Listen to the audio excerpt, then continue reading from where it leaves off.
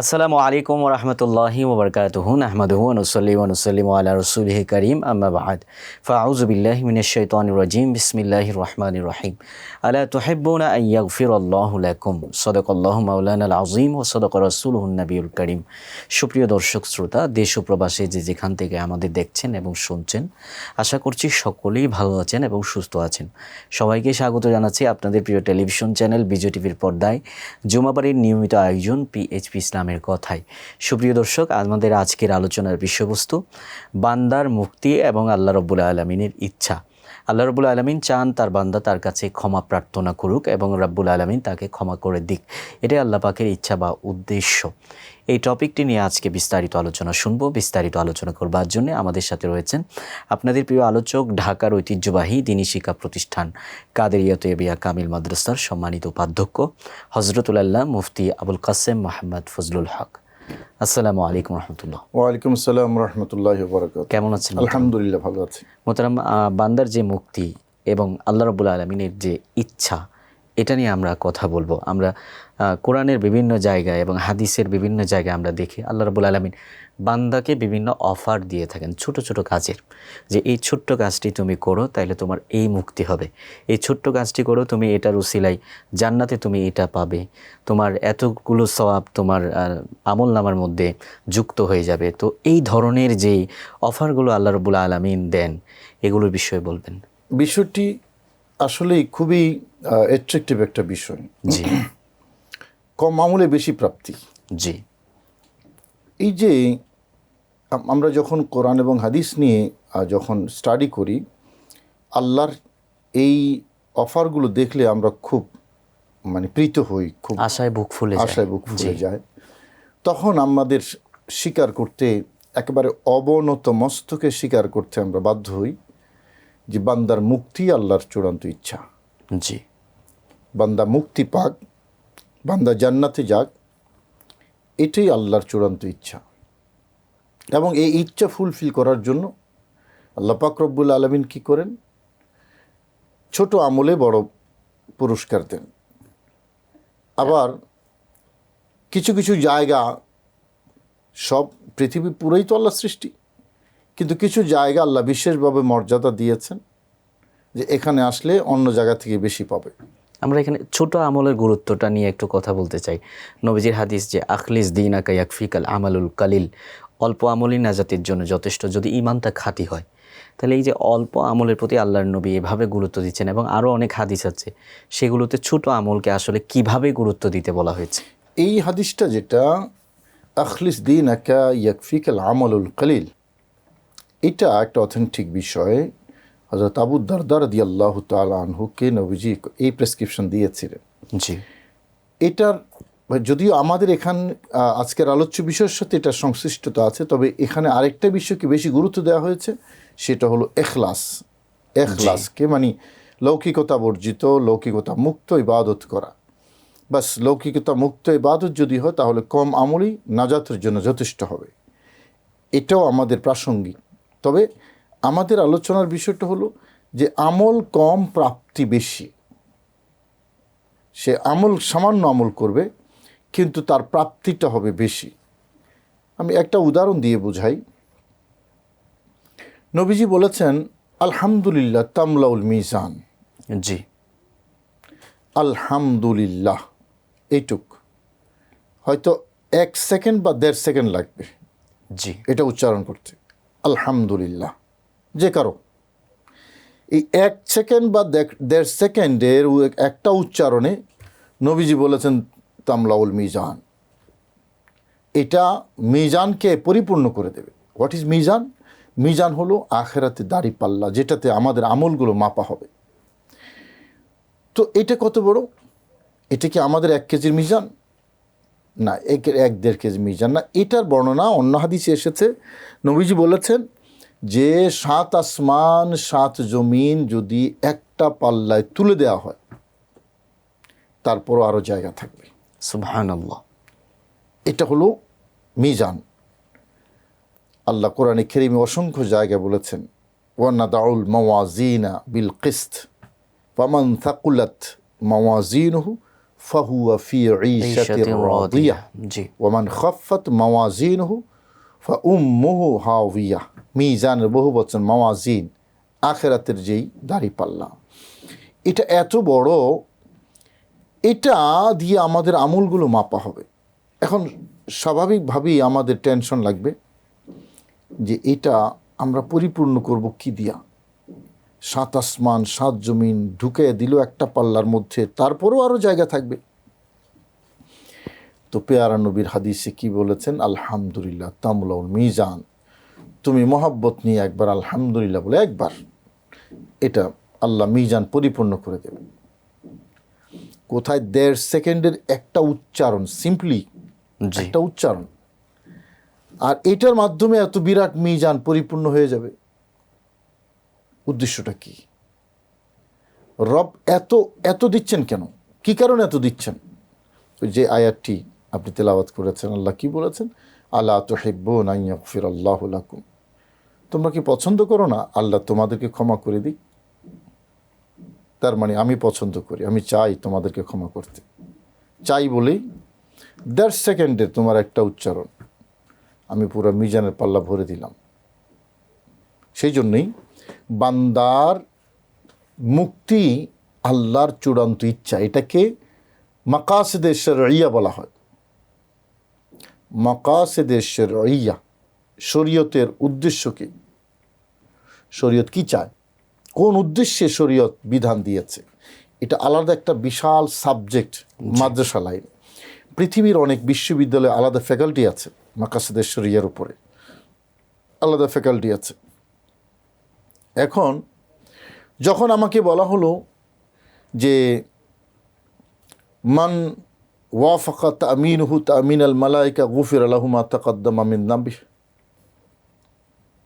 নামাজে যে ইমাম সাহেব যখন ওয়ালা দাল্লিন পড়ে তখন আমরা যে আমিন বলি, নবীজি বলেছেন যে কারো আমিন ফেরেশতাদের আমিনের মতো হলে তার গুনাহ মাফ করে দেওয়া হবে। সুবহানাল্লাহ। সহিহ বুখারীর হাদিস। জি কোনো মানুষের তামিনটা যদি ফেরেশতাদের আমিন বলার মতো হয়, একজন মানুষ আমিন বলেছে, ফেরেশতার আমিন বলে মতো হয়ে গেছে, চুপে চুপে বলি, নবীজি বলেছেন গুফির লাহু মা তাকাদ্দামা মিন যামবিহি।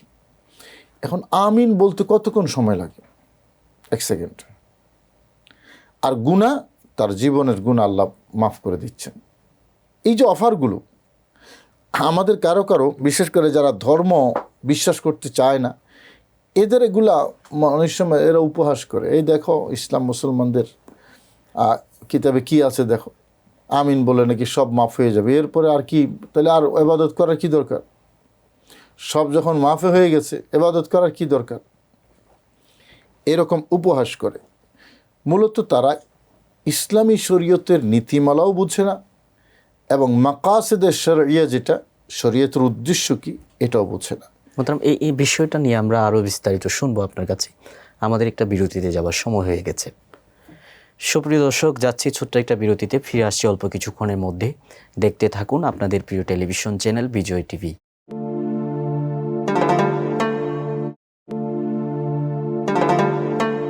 ফিরে এলাম বিরতির পর। আবারও স্বাগত জানাচ্ছি সবাইকে আপনাদের প্রিয় টেলিভিশন চ্যানেল বিজয় টিভির পর্দায় জুমাবাড়ির নিয়মিত আয়োজন পিএসপি ইসলামের কথায়।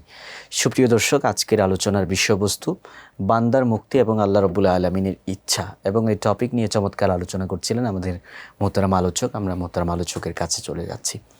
মোহতারাম, বিরতির আগে মাকাসিদে শরিয়া নিয়ে বলছেন, শরীয়তের ইচ্ছাই হচ্ছে বান্দার মুক্তি।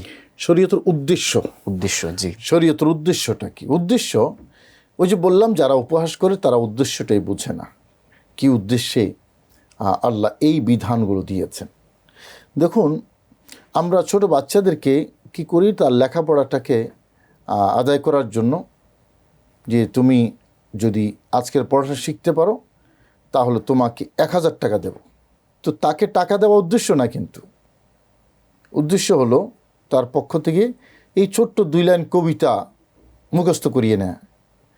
তো মুখস্থ করিয়ে নিলে ফায়দা কি হলো? তার কবিতাটা মুখস্থ হলো এবং সে প্রলুব্ধ হলো। আমি কৌশলে তার কাছ থেকে পড়াটা আদায় করে নিলাম। এবং সে শিখলো হ্যাঁ পড়তে হয়, জি, লেখাপড়া করতে হয়, এই শিক্ষাটা দিল। এবং লেখাপড়া করলে আমি টাকা পাবো, লেখাপড়াটা করলে আমি উপার্জন করতে পারবো, এই যে টিচিংটা আল্লাহ পাক রব্বুল আলামিন আহকামুল হাকিমিন বললেন আমিন বলো, গুনাহ মাফ করে দেব, আলহামদুলিল্লাহ বলো, তোমার মিজান পরিপূর্ণ করে দেব।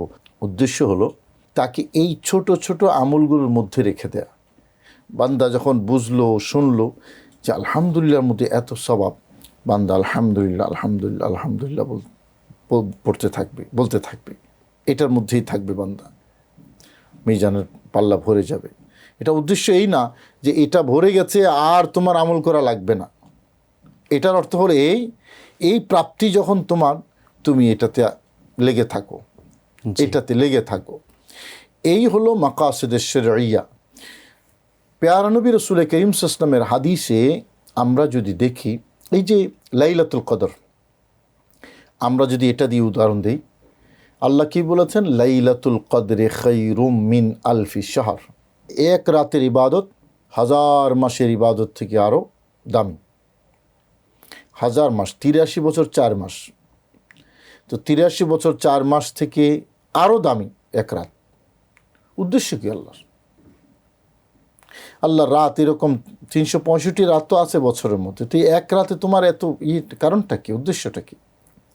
উদ্দেশ্য হলো দূরের বান্দাকে কাছে নিয়ে আসা, নাফরমান বান্দাকে নেককার বানানো, জাহান্নামী বান্দাকে জান্নাতে দেওয়া।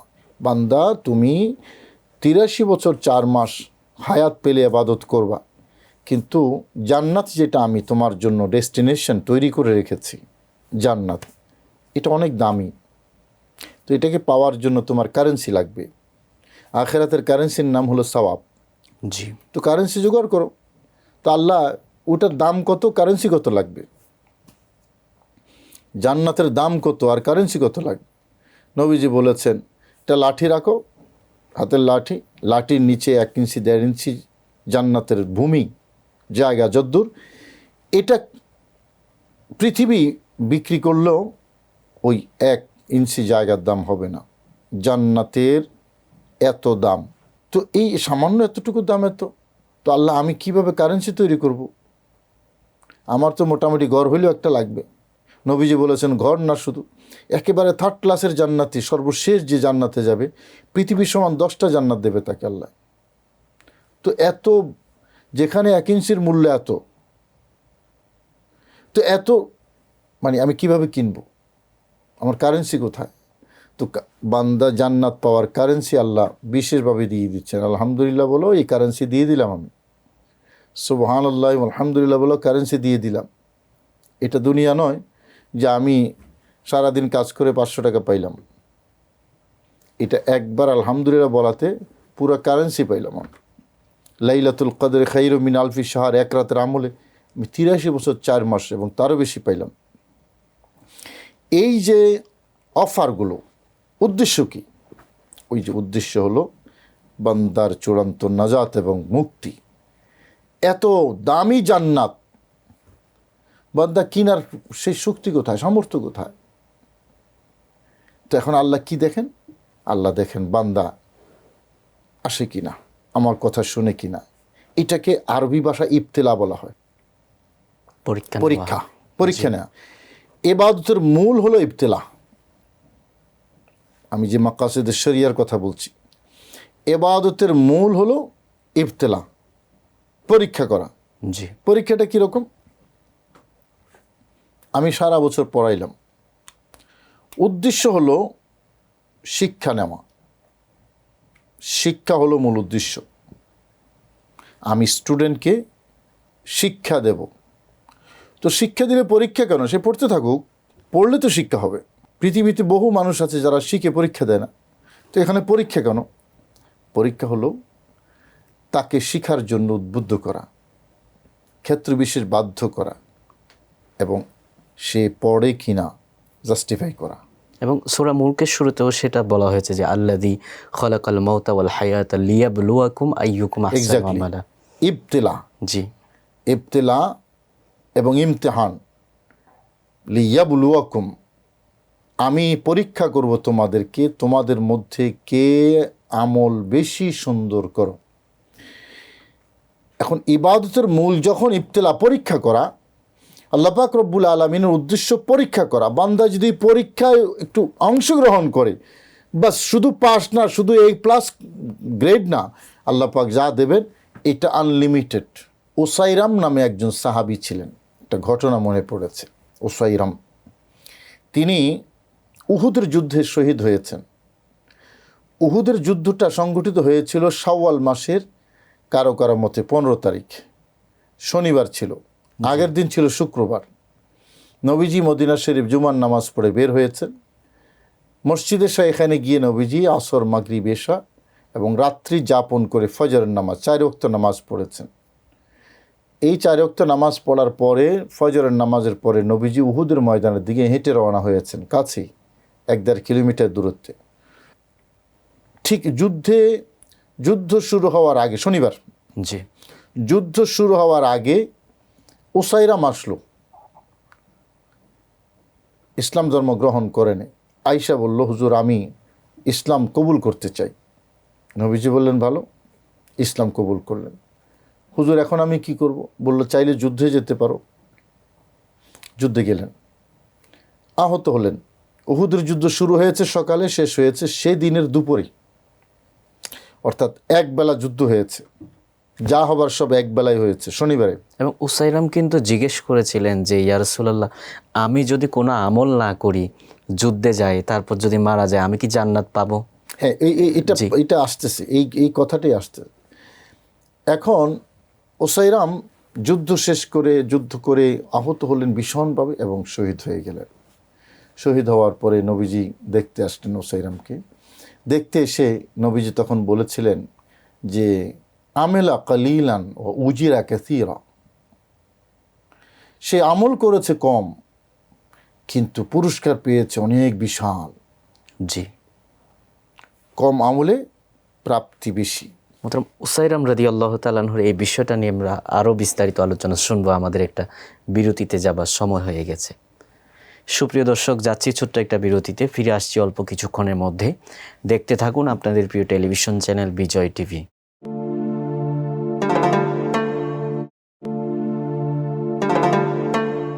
সুপ্রিয় দর্শক, ফিরে এলাম বিরতির পর। আবারও সবাইকে স্বাগত জানাচ্ছি আপনাদের প্রিয় টেলিভিশন চ্যানেল বিজয় টিভির পর্দায় জুমাবারের নিয়মিত আয়োজন পিএইচপি ইসলামের কথায়। আজকের আলোচনার বিষয়বস্তু বান্দার মুক্তি এবং আল্লাহ রাব্বুল আলামিনের ইচ্ছা।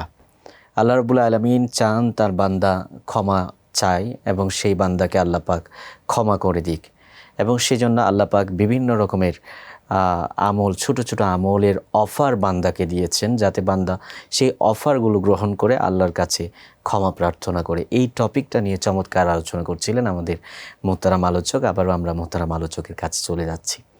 মোহতারাম, বিরতির আগে হযরত উসাইরাম রাদিয়াল্লাহু তাআলা আনহুর একটা ঘটনা বলেছিলেন, যার ব্যাপারে আল্লাহর নবী বলেছেন যে আমিলা কালিলান ওয়া উজিরা কাসীরা, কম আমল করেছেন কিন্তু পুরস্কার সওয়াব অনেক অনেক বেশি পেয়েছেন। এটা নিয়ে বলবেন আবার।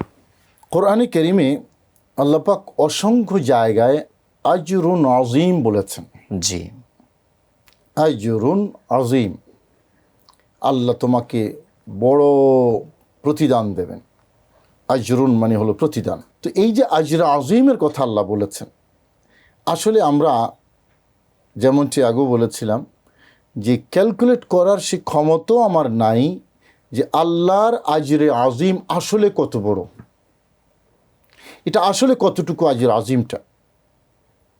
আমরা যখন ফকিরকে ভিক্ষা দিই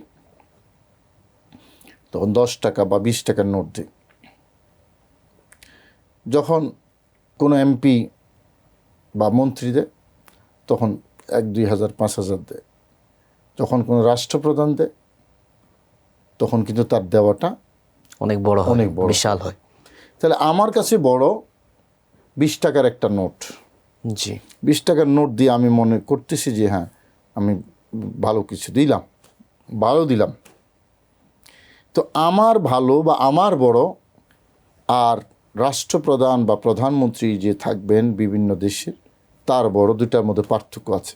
নিশ্চয়। তার মানে প্রত্যেক বড়ের বড় এক না, প্রত্যেক বড়ের বড় বড় একরকম না। একরকম না, বড়। আল্লাহ বলেছেন আজরুন আযীম, আমি বড় পুরস্কার দেব তোমাকে। আল্লাহর কাছে যেখানে ছোট হচ্ছে গোটা দুনিয়াটা, কুল মাতাউদ দুনিয়া কালিল। কলিল, জি, কুল মাতাউদ দুনিয়া কলিল। আল্লাহ সারা মানে দুনিয়ার যেই ধন সম্পদ আছে এটাকে আল্লাহ বলেছেন খুব সামান্য। তো যিনি এত গুলশান বনানীতে এক দুইটা বাড়ি থাকলে মানে তার চলন বলন অন্যরকম হয়ে যায়। জি, গুলশান বনানীতে আমি 20 কাঠা 2টা বাড়ির মালিক, একটা মানে 2টা বাড়ি বাংলাদেশের ঢাকার গুলশান বনানীর। গোটা পৃথিবীটাকে আল্লাহ বলেছেন খলিল, সামান্য। তো যিনি গোটা পৃথিবীকে বলেন খুব সামান্য, একেবারেই সামান্য, এবং বলেছেন আর দুনিয়া জিফা, দুনিয়া লাশ, পৃথিবী একটা লাশ। তো সেই বড় তিনি যখন বলেছেন আমি বড় পুরস্কার দেবো, বড়টা কত রকম, কত বড় হবে? সুবহানাল্লাহ। প্রশ্ন হলো এত বড় কেন দিবেন, কি কারণে দিবেন? আল্লাহ তোমার উদ্দেশ্যটা কি? তুমি এত বড় কেন দিচ্ছ, কি কারণে দিচ্ছ? লাইলাতুল কদরে খায়রুম মিন আলফি শাহর কেন দিচ্ছ? মান সামা রমাদানা ঈমানান ওয়া ইহতিসাবান গুফিরা লাহু মা তাকাদ্দামা মিন যামবি, রোজা পালন করলে সব মাফ করে দেবে। তুমি কেন দিচ্ছ? ইন্নাল্লাহা ইয়াগফিরু যুনুবা জামিআন, তুমি ঘোষণা করেছো সব গুনাহ মাফ করে দেবে। আল্লাহ কেন দিচ্ছ, কি কারণে দিচ্ছ আল্লাহ? তুমি এই এত কিছু তোমার দেওয়ার পিছনে কারণ কি? যুদ্ধে যায় নাই তবে কেউ যুদ্ধে মদিনা শরীফ বসে আছে, বললো যে যুদ্ধে গেলে সব যায় এখানে তা পাবে। সুবহানাল্লাহ। উদ্দেশ্য কি আল্লাহ তোমার এত দেওয়ার মধ্যে, উদ্দেশ্যটা কি? মক্কা শরীফ 1 রাকাতে 1 লাখ রাকাতের সওয়াব, এটাও তো পৃথিবীর একটা জমি, জি, এটা মর্যাদা দিয়েছেন আল্লাহ। তো আল্লাহ তুমি এটা কেন করলা, উদ্দেশ্য কি তোমার? মদিনা শরীফ 25 বা 50 রাকাতের সওয়াব, আল্লাহ তোমার উদ্দেশ্য কি? কি কারণে তুমি এত এত অফার দিলা? এই ছোট্ট এক একটা আমল, আলহামদুলিল্লাহ, সুবহানাল্লাহ, আল্লাহু আকবার, লা ইলাহা ইল্লাল্লাহ। লা ইলাহা ইল্লাল্লাহ সম্পর্কে হাদিস শরীফ এসছে যে একজন মানুষ তার আমলনামা মেপে দেখা হয়েছে গুনাহ অনেক বেশি, অনেক ভারী, অনেক ভারী গুনাহ। এখন কি করবে? কিছুক্ষণ পরে একজন ফেরেশতা একটা চিরকুট এনে ওই সওয়াবের যে পাল্লা এখানে রেখে দিল, এটা ভারী হয়ে গেছে। সুবহানাল্লাহ। এখন এটা অনুসন্ধান করে দেখছে ফেরেশতারা, কি কি রাখলো এখানে, এটা এত ভারী একটা চিরকুট মাত্র। তো দেখলো এখানে লা ইলাহা ইল্লাল্লাহ লেখা। আল্লাহ। লা ইলাহা ইল্লাল্লাহ মানে ওই বান্দা জীবনে কখনো কোনো সময় লা ইলাহা ইল্লাল্লাহ এটাকে মহব্বত করে উচ্চারণ করেছে, এটা এনে দিয়েছে, এটা ভারী হয়ে গেছে। নবীজি তখন বলেছেন যে 7 আসমান 7 জমিন যদি এক পাল্লা রাখা হয়, এই 12 অক্ষরের লা ইলাহা ইল্লাল্লাহ যদি এক পাল্লা রাখা হয়, এটা ভারী হবে। সুবহানাল্লাহ। উদ্দেশ্য কি আল্লাহ? তুমি লা ইলাহা ইল্লাল্লাহর এত ওজন কেন দিলা? উদ্দেশ্য একটা, বান্দার চূড়ান্ত মুক্তি, আল্লাহর ইচ্ছা। ছোট্ট একটা আমল, এই আমলের বিপরীতে আল্লাহ এত বিশাল প্রাপ্তি দিচ্ছেন, এত পুরস্কার দিচ্ছেন, সেটা হলো আজর আযীম, মহা পুরস্কার। কোরআনে কারীমে আল্লাহ বলেছেন যে ইউরিদুল্লাহু বিকুমুল ইউসরা ওয়ালা ইউরিদু বিকুমুল উসরা, আল্লাহ তোমাদের সহজ চান, তোমাদের কঠিন চান না। তো সহজটা কি? আল্লাহর নিয়ামত, নাজাত, মুক্তি। ওই এটা পাওয়ার জন্য জাস্ট একটু পরীক্ষা। আল্লাহ চাইলে এমনি মাফ করে দিতে পারেন, কিন্তু একটু কাজ করাইয়া মাফ করেন। ইউসুফ আলাইহিস ইসলামের জামাটা দেওয়া দরকার ছিল না, আল্লাহ চাইলে ইয়াকুব আলাইহিস ইসলাম দৃষ্টিশক্তি এমনি ফিরিয়ে দিতে পারেন। তো একটু পরিশ্রম করাইয়া আল্লাহ চোখটা ফিরিয়ে দিলেন। এটার নাম হলো ইবতেলা, এটার নাম পরীক্ষা। আলটিমেটলি আল্লাহ দেবেন, দেওয়ার ক্ষমতা আল্লাহর আছে। ইয়াফালু মা ইয়াশা, আল্লাহর পরিচয়, আল্লাহ যা চান তাই করেন। লা ইউসআল আম্মা ইয়াফআল, যা করবেন এটার কোনো জবাবদিহিতা নেই আল্লাহর। এবং আল্লাহ ন্যায়পরায়ণ, আল্লাহর আদল আছে, পাশাপাশি আল্লাহর ফদলও আছে। আদল মানে ন্যায়, আর ফদল মানে অতিরিক্ত নেয়ামত, অনুগ্রহ। অনুগ্রহ। তা আল্লাহ যদি আদল করেন তাহলে বিপদ। আল্লাহ বলেছেন আমার কাছে ফদল আছে, দালিকা ফদলুল্লাহ ইউতিহি মান ইয়াশা। ফদল মানে অতিরিক্ত। তবে ফদল শব্দের ব্যাখ্যা এবং আল্লাহ রাব্বুল আলামিনের যে অপার অনুগ্রহ মহিমা, এটা নিয়ে আমরা আরও বিস্তারিত শুনবো। আমাদের একটা বিরতিতে যাবার সময় হয়ে গেছে। সুপ্রিয় দর্শক, যাচ্ছি ছোট্ট একটা বিরতিতে, ফিরে আসছি অল্প কিছুক্ষণের মধ্যে। দেখতে থাকুন আপনাদের প্রিয় টেলিভিশন চ্যানেল বিজয় টিভি।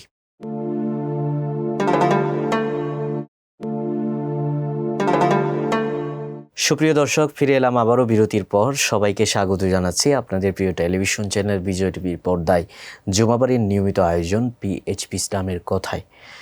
দর্শক, বিরতির আগে আলোচনা চলছিল বান্দার মুক্তি এবং আল্লাহ রাব্বুল আলামিনের ইচ্ছা এই বিষয়ের উপর, এবং চমৎকার আলোচনা করছিলেন আমাদের মোহতারাম আলোচক। আমরা মোহতারামের কাছে আবারও চলে যাচ্ছি। মোহতারাম, আল্লাহ রাব্বুল আলামিনের যে অনুগ্রহ ফজল, এটা নিয়ে বলছিলেন বিরতির আগে। একটা হলো আদল, জি মানে আমি কাজ করলাম 10 টাকার পাবো 10 টাকা। জি। আরেকটা হলো ফদল, আমি কাজ করলাম 10 টাকার, পাইলাম 1000, পাইলাম 10,000, পাইলাম 10 লাখ, পাইলাম 10 কোটি, 10 মিলিয়ন।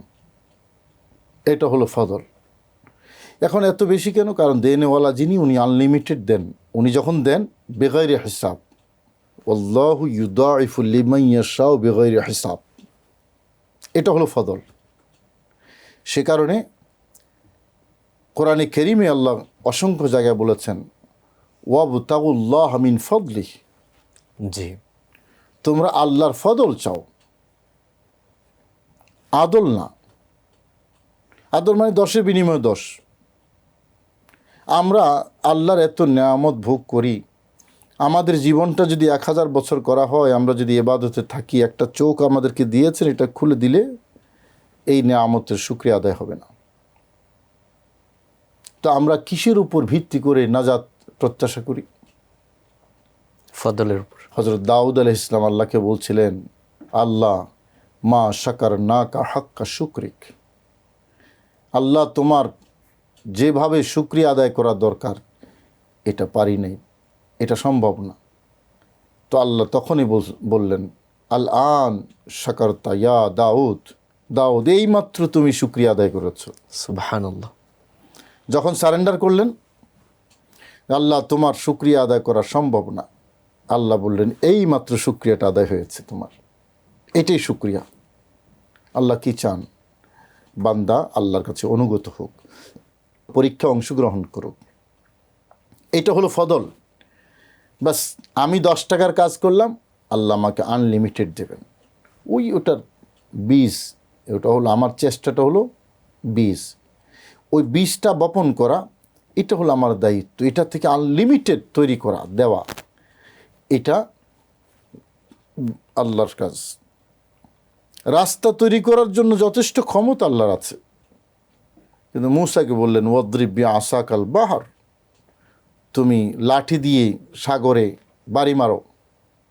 ওই বাড়ি মারাটা এটা পরীক্ষার অংশ। আর 12টা রাস্তা করে দেওয়া, এটা হলো আল্লাহর ফদল, আল্লাহর অনুগ্রহ। এই যে রমজান সামনে আসছে, পবিত্র মাহে রমাদানের যে অফার, আমরা কি করি? সকাল থেকে সন্ধ্যা পর্যন্ত পানাহার পরিত্যাগ করে থাকি, কিন্তু এটা প্রাপ্তিটা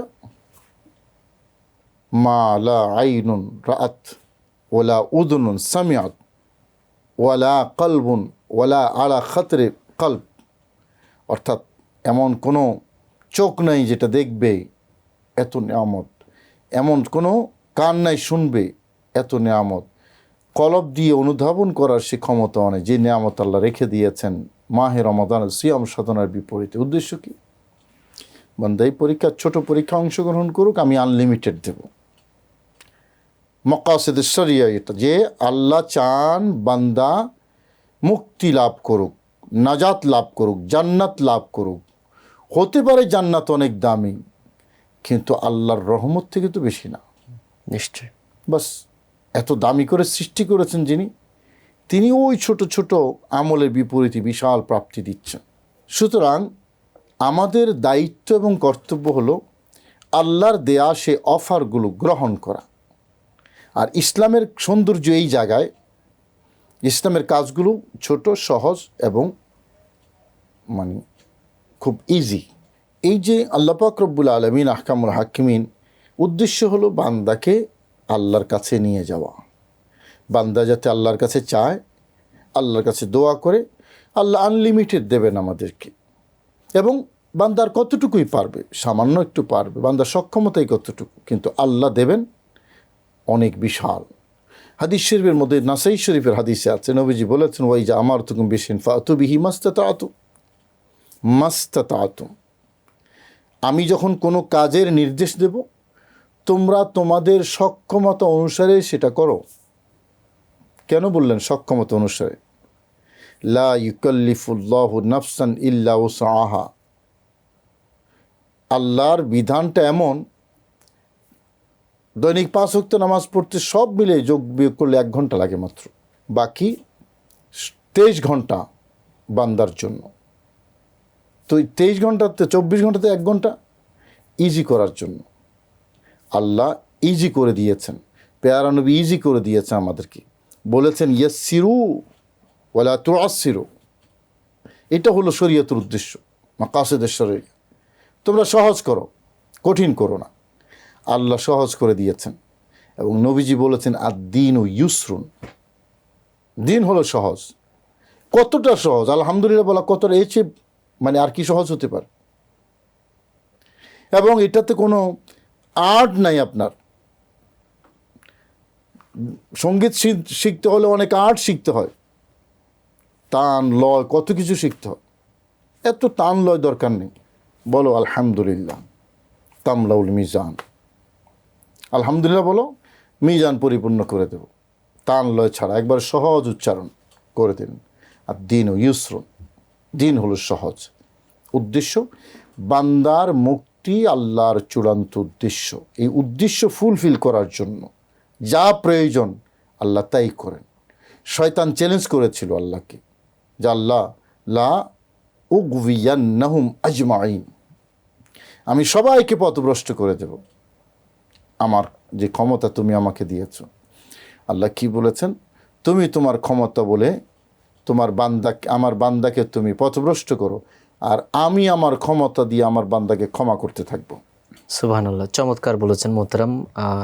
অনেকগুলো তথ্য এসেছে এবং অনেকগুলো হাদিসের আমল, কোরআনিক আমলের কথা আপনি বলেছেন। আশা করছি আমাদের দর্শকবৃন্দ এই আমলগুলোর উপর জীবন অতিবাহিত করতে পারবেন। আপনাকে কৃতজ্ঞতা জানাচ্ছি আমাদের অনুষ্ঠানের পক্ষ থেকে। জাযাকাল্লাহ। সুপ্রিয় দর্শক, দেখতে দেখতে আমরা অনুষ্ঠানের একেবারে শেষ পর্যায়ে চলে এসেছি। আজকের বিষয়বস্তু ছিল বান্দার মুক্তি এবং আল্লাহ রাব্বুল আলামিনের ইচ্ছা।